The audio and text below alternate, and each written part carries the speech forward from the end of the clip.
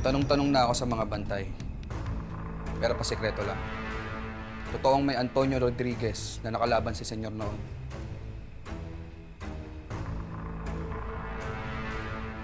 Pero hindi ibig sabihin ng totoong sinasabi niya.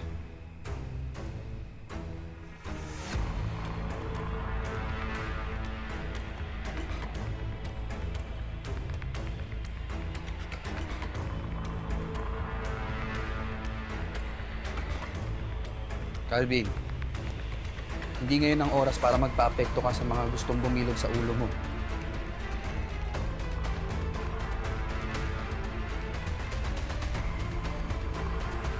Kitang-kita ko sa mga mata ng lalaking yun.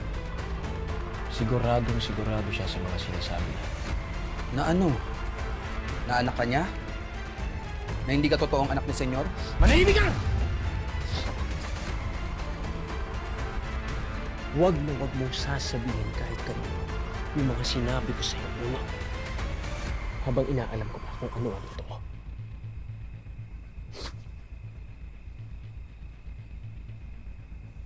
Paano kung malaman mo yung totoo? Eh, paano nga ako... Walang magbabago!